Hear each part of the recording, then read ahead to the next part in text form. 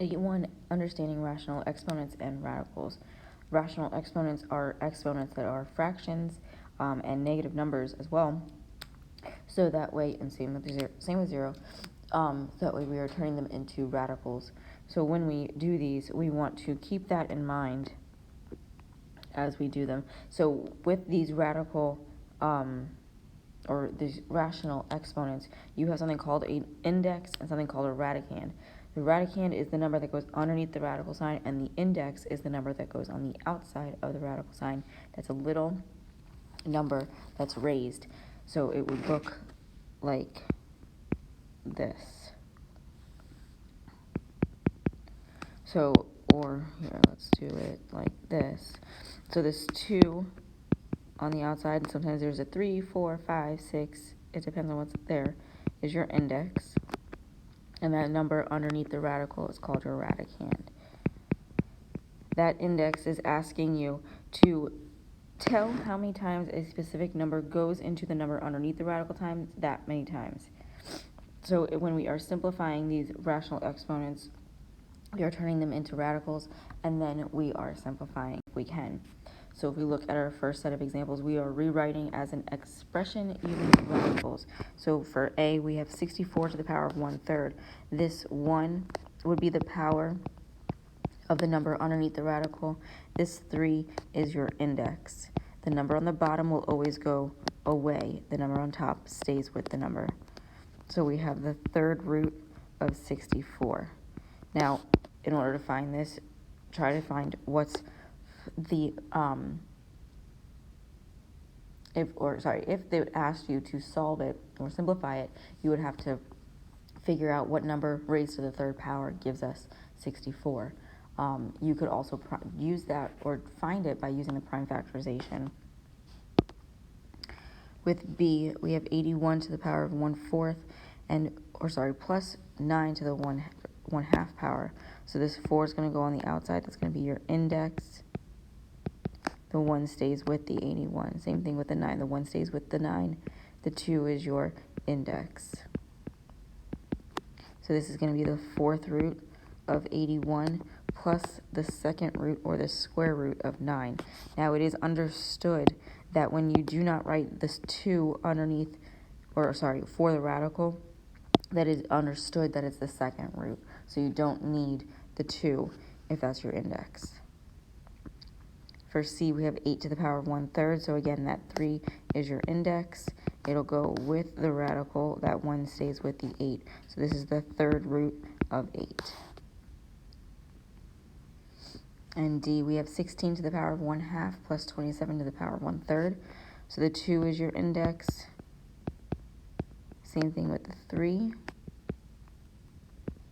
So we're going to have the square root of 16 plus the third root of 27.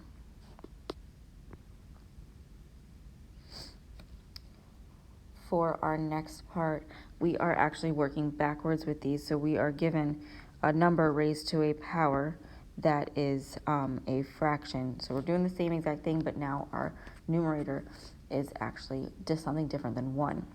So same thing, that 2 for A was going to stay with the 27. The 3 goes in front with the radical. So that 3 is your index. So we're going to have the third root of 27, and then we're going to square it.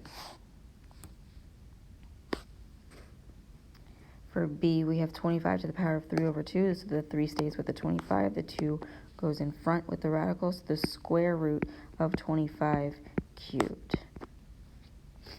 Now, there's different ways to write these as well. You don't necessarily have to write them like this. So like with C, the 32 to the power of 3/5, the 5 goes on the outside, the 3 stays with the 32. We can have the fifth root of 32 to the third power.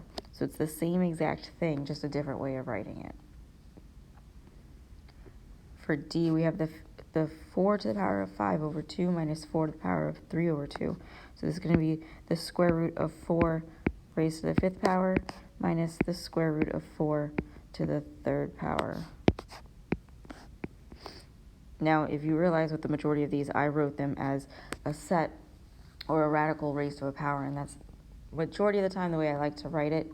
specifically because if I'm simplifying them, it's a lot easier to simplify the radical of a smaller number and then raise it to a power.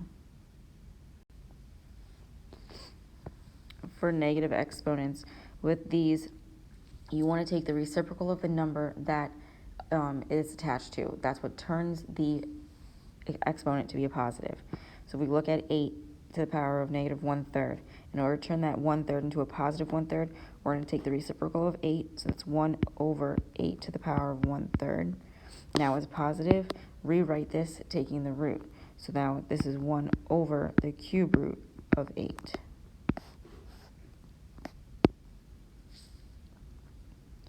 For b, we have 9 to the power of negative 1/2, so turn that 9 to be, turn that 1/2 to be a positive, do 1 over 9 to the power of 1/2, so this turns into 1 over the square root of 9.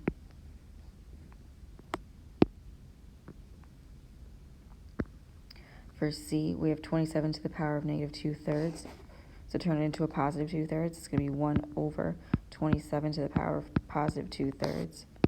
Now take the cube root of 27 squared, keep it under 1.